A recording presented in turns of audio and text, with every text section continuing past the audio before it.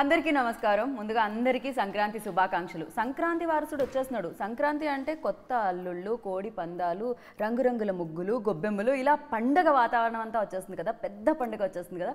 ఇక్కడ కూడా చూస్తే అలానే ఉందండి. దీన్నే అంటారు కిటకిటలాడడం, కిక్కిరిసిపోవడం అంటూ ఉంటారు కదా. అలా మీ అందరి కుటుంబాలని ఎంటర్టైన్ చేయడానికి అండ్ ఒక ఎమోషనల్ జర్నీలోకి తీసుకెళ్ళడానికి వారసుడు సినిమా మన ముందుకు వచ్చేస్తుంది. సో మరి 11న అందరినీ పలకరించి మనల్ని ఇవాళ పలకరించింది అనమాట. ఇక్కడ ఆడియన్స్ వారసుడు, నిజమైన వారసుడు, సంక్రాంతి పండగకి వచ్చిన వారసుడు అంటున్నారు. సో కంగ్రాచులేట్ చేసేద్దామా ఫ్యామిలీ అందరినీ. కుటుంబం, మన కుటుంబం, వారసుడు కుటుంబం. హాయ్ అండి, firstly congratulations. Thank you. Happy Sankranti. రాజుగారి దగ్గర నుంచి అందరు థ్యాంక్ యూస్ వచ్చాయన్నమాట. అన్ని థ్యాంక్ యూస్ చెప్పారంటేనే అర్థం అవుతుంది ఆ సక్సెస్ కి సంబంధించిన అండి ఇది కొనసాగుతుంది, అంతే కదా. సో ఎవ్రీ సంక్రాంతి మీకు చాలా మెమరబుల్ అని చెప్పాలి. ఈ సంక్రాంతి ఎస్పెషల్లీ అటు ఇటు అంటే ఫ్లైట్ ఎక్కి చెన్నై వెళ్ళినా, హైదరాబాద్ వచ్చినా కూడా అమేజింగ్ రెస్పాన్స్ వస్తుంది. రాజుగారు మీ దగ్గర నుంచి స్టార్ట్ చేద్దాం అనుకుంటున్నాను ముందు, అండ్ మీరు చెప్పండి. అంటే గ్రేట్ జర్నీ వారీసు అండ్ వారసుడు. తమిళ్లో మామూలు రెస్పాన్స్ కాదు. వంశీకి కానీ నాకు కానీ తమిళనాడుకి వెళ్ళి ఒక బ్లాక్ బస్టర్ కొట్టి ఇక్కడికి వచ్చి ప్రమోషన్ స్టార్ట్ చేసాం. ముందు అక్కడ రెస్పాన్సిబిలిటీ మమ్మల్ని పెంచి ఇక్కడికి పంపించారు. ఇక్కడ తెలుగు ఆడియన్స్ కూడా సేమ్ రెస్పాన్స్ ఇస్తూ సంక్రాంతి సినిమా అంటున్నారు. సో మేము ముందు నుంచి నమ్మింది అదే. It's a family film. సంక్రాంతికి ఇది ప్రాపర్ అని, అందుకే తమిళ్లో 11th రిలీజ్ చేసి ఇక్కడ భోగి రోజు ఈరోజు రిలీజ్ చేసాం. సో వస్తున్న రెస్పాన్స్ అద్భుతం. Thank you audience. అన్ని కుటుంబాల్లోకి వారసుడు కుటుంబాన్ని తీసుకెళ్లారు మీరు. బేసిక్గా అందరు కుటుంబాలు ఈ కుటుంబం గురించే మాట్లాడుకుంటూ ఉన్నాయన్నమాట. అండ్ ఇక్కడ చూస్తేనే అర్థమవుతుంది ఎలా సార్ అసలు ఇలా మేనేజ్ చేయడం మీ వల్లే అవుతుందేమో. మీ సినిమా అంతా అంత నిండుగా కళకళలాడుతూ కనిపిస్తూ ఉంటుంది. ఇక్కడ మా ఫ్రేమ్ కూడా అలానే కనిపిస్తుంది థియేటర్లో ఎలా ఉందో. And you tell me like అసలు ఫస్ట్ తమిళ్ చేయాలన్న ఆలోచన అండ్ ఈ ఫిలిం చేయాలన్న ఆలోచన ఏం లేదు. తమిళ్ ఆలోచన ఫస్ట్ కథ రాసుకుంటున్నప్పుడు ఈ ఐడియాగా రాజుగారికి తెలుసు. సో రాజుగారు తలపతి విజయ్ గారిని కలవడం జరిగింది.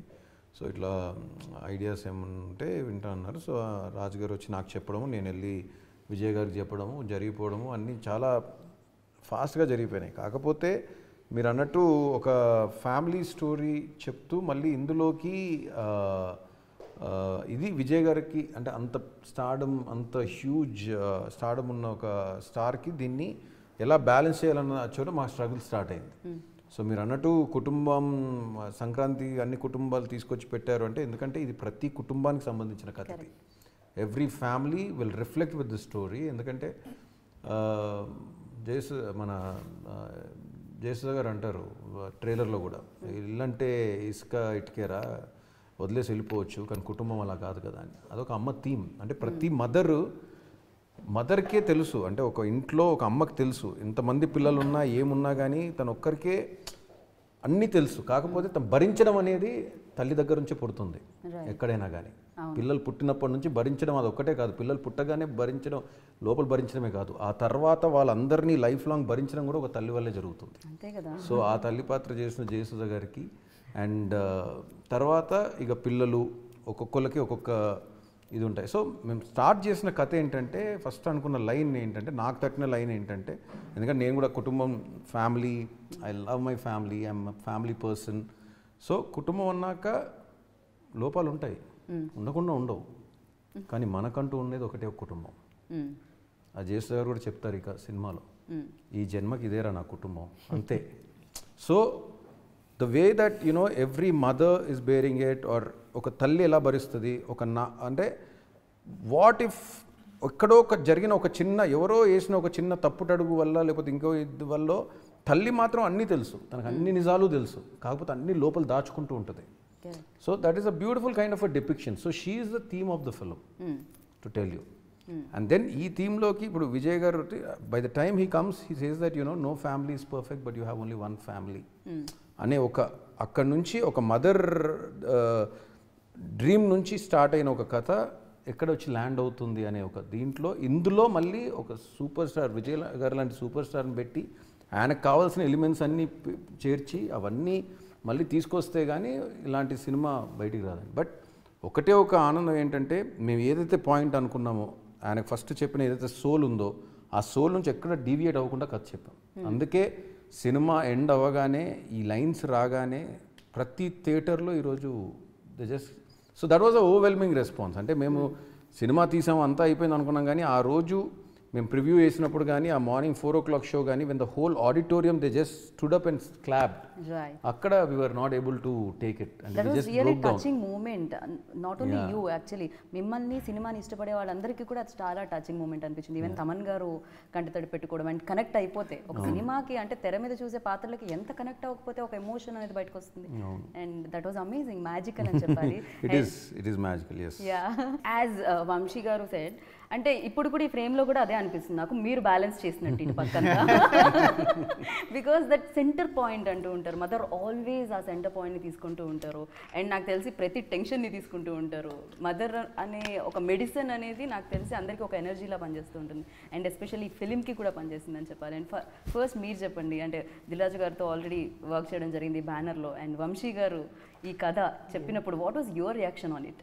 దిల్రాజు గారు ఫ్యామిలీ అంటే ఒక ప్రొడ్యూసర్ కమర్షియల్ ఫిల్మ్స్ చేస్తూ కమర్షియల్ ఫ్యామిలీ ఎంటర్టైనర్ చేయడం అన్నది అది చాలా కష్టమైనది. అది సో రెండు బ్యాలెన్స్గా ఉండాలి అని అన్నప్పుడు అలాంటి సినిమాలు దిల్రాజు గారు ప్రొడ్యూస్ చేయడం నాకు చాలా ఆశ్చర్యం వేసింది అంతా. ఎందుకంటే ఇలాంటి ఫ్యామిలీ డ్రామాని టచ్ చేయాలంటే ఒక బాగా సక్సెస్ఫుల్ ఒక రేంజ్కి వెళ్ళాక కొంచెం